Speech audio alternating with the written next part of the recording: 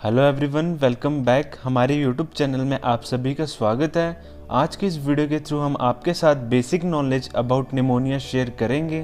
Pneumonia क्या होता है, क्या क्या इसके कारण रहते हैं और पेशेंट के अंदर कौन कौन से साइन एंड सिम्टम्स देखने को मिलेंगे इन निमोनिया, और क्या क्या हम रेमेडीज ट्रीटमेंट पेशेंट को घर के अंदर दे सकते हैं जिससे कि उसे रिलीफ प्रोवाइड हो। तो चलिए शुरू करते हैं आज की इन्फॉर्मेटिव वीडियो। निमोनिया एक प्रकार से लंग्स या फेफड़ों में होने वाला इन्फेक्शन है जो कि वैरायटीज ऑफ बैक्टीरिया और वायरसेस के कारण आपके लंग्स के अंदर देखने को मिलता है। नॉर्मल कंडीशंस में व्यक्ति के लंग्स के अंदर एल्वुलाई रीजन में गैसेस का एक्सचेंज होता है, but in case of pneumonia के पेशेंट के अंदर एल्वुलाइज में पस या फ्लूइड का एक्युमुलेशन आपको देखने को मिलेगा। एल्वुलाइज के अंदर फ्लूइड भर जाने के कारण निमोनिया के पेशेंट को सांस लेने में बहुत ही दिक्कत का सामना करना पड़ता है। डायग्राम की हेल्प से आप देख सकते हो कि नॉर्मल पर्सन और पेशेंट जिसे निमोनिया हो रखा है उसके एल्वुलाइज और नॉर्मल पर्सन के एल्वुलाइज में कितना डिफरेंस है। निमोनिया के पेशेंट के अंदर एल्वुलाइज में फ्लूइड भर चुका है और इसी के साथ एल्वुलाइज की वॉल्स भी मोटी हो चुकी हैं, but in case normal person alveoli बिल्कुल हेल्दी है। आप डायग्राम की हेल्प से कंक्लूड कर सकते हो निमोनिया एक कॉन्टेजियस डिजीज है। इसका मतलब एक पर्सन से दूसरे पर्सन के अंदर ये ट्रांसमिट होता है। निमोनिया का पेशेंट अगर ओपनली वो खांस रहा है या स्नीजिंग कर रहा है तो एयर के थ्रू उसके आसपास के पर्सन्स अफेक्ट हो सकते हैं। निमोनिया के कॉजेज़ की अगर हम बात करें तो बेसिकली इसके 3 मेन कॉजेज़ रहते हैं। फर्स्ट है आपका बैक्टीरियल कॉज, सेकंड आपका viral and third is fungal. तो गाइस 3 मेन कारणों की वजह से निमोनिया का ट्रांसमिशन होता है।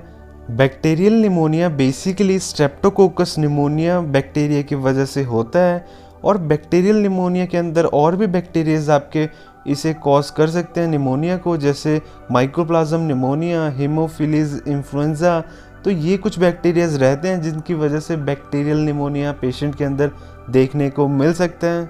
वायरल निमोनिया के अंदर पेशेंट के अंदर माइल्ड सिम्टम्स देखने को मिलते हैं, और पर्सन अगर कोई भी ट्रीटमेंट ना ले फिर भी वो 3 से 4 वीक्स के अंदर ऑटोमेटिकली रिकवर कर जाता है विदाउट ट्रीटमेंट। वायरसेस जैसे इन्फ्लुएंजा वायरस, राइनो वायरस, इन कुछ वायरसेस के कारण वायरल निमोनिया पेशेंट के अंदर होता है। और वहीं फंगल निमोनिया की अगर हम बात करें तो बर्ड्स की बीट्स के थ्रू ये पेशेंट के अंदर स्प्रेड होता है पर्सन टू पर्सन। जिन पर्सन्स का वीक इम्यून सिस्टम है, रोग प्रतिरोधक क्षमता जिनकी बहुत वीक है, तो उन्हें फंगल निमोनिया ज़्यादा इफेक्ट करता है। रिस्क फैक्टर्स की अगर हम बात करें तो बच्चे 2 साल से कम और बूढ़े 65 ईयर्स के ऊपर के पर्सन्स और जिनका इम्यून सिस्टम वीक हो रखा है, बहुत लंबे समय से सेल्फ मेडिकेशन कर रहे हैं, दवाई ले रहे हैं विदाउट डॉक्टर प्रिस्क्रिप्शन, और अल्कोहल और स्मोकिंग के कंजप्शन से जिनका लीवर और इम्यून सिस्टम वीक हो रखा है, तो ऐसे कुछ पर्सन्स निमोनिया के रिस्क फैक्टर्स पर रहते हैं। निमोनिया के पेशेंट को बार बार कफिंग होती है और उसी के साथ साथ उसे बलगम भी अधिक मात्रा में आता है। इसी के साथ साथ पेशेंट के अंदर सोर थ्रोट, उसका गले में हमेशा खराश उसे फील होती है, थकावट उसे फील होती है, बार बार उसे बुखार आना, बहुत ज़्यादा उसे ठंड लगती है, उसको बार बार सांस लेने के लिए वो बहुत सेक्रीफाइस करता है, बिकॉज जैसा कि आपको पता है एल्वुलाइज का इन्फ्लामेशन हो गया है, गैसेस का एक्सचेंज प्रॉपर्ली नहीं हो पाता है। तो निमोनिया के पेशेंट को बॉडी में ऑक्सीजन की रिक्वायरमेंट कंप्लीट करने के लिए बार बार उसे जल्दी जल्दी सांस लेनी पड़ती है। निमोनिया के पेशेंट के अंदर मसल पेन और जॉइंट पेन भी देखने को मिलता है। एग्जामिनेशन या कौन कौन सी जांचें आपको करवानी चाहिए जिससे आपको कंफर्म हो जाए कि आपको निमोनिया हो रखा है, तो सबसे पहले आता है physical examination by the doctor. आप अपने डॉक्टर से फिजिकल एग्जामिनेशन करने को बताएं, जिसके अंदर डॉक्टर आपका रेस्पिरेटरी ट्रैक्ट एग्जामिनेशन करेगा।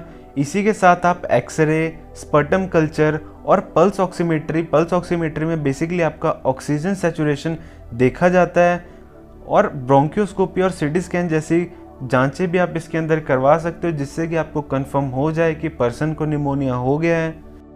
ट्रीटमेंट की अगर हम बात करें तो निमोनिया से बचने के लिए मार्केट में बहुत सी वैक्सीनेशंस अवेलेबल हैं जो कि इन्फेक्शन होने से पहले लेनी होती हैं पर्सन को। अगर निमोनिया हो जाए तो बहुत सी एंटीपायरेटिक, एंटीबायोटिक ड्रग्स के कॉम्बिनेशन को देख के, पेशेंट की सीवियरिटी को देख के और सिम्टोमेटिक ट्रीटमेंट पेशेंट को दिया जाता है। नमक के पानी से गार्गल करने से पेशेंट का म्यूकस या गले में जो बलगम फंस जाता है और साथ ही साथ इरिटेशन, इससे पेशेंट को काफ़ी अच्छा रिलीफ प्रोवाइड होता है। पेशेंट दिन में 3 बार नमक के पानी से गार्गल करे। इसी के साथ साथ हमेशा निमोनिया का पेशेंट हमेशा गर्म पानी का इंटेक करे, हमेशा वो गर्म ही पानी पिए और वो वेजिटेबल सूप्स वगैरह हॉट गरम पी सकता है, उससे काफ़ी अच्छा उसे रिलीफ होगा। वीडियो को लाइक और शेयर करना ना भूलें, हमारे चैनल को भी आप सब्सक्राइब कर लें। मिलते हैं नेक्स्ट वीडियो में, तब तक ध्यान रखें सभी अपना।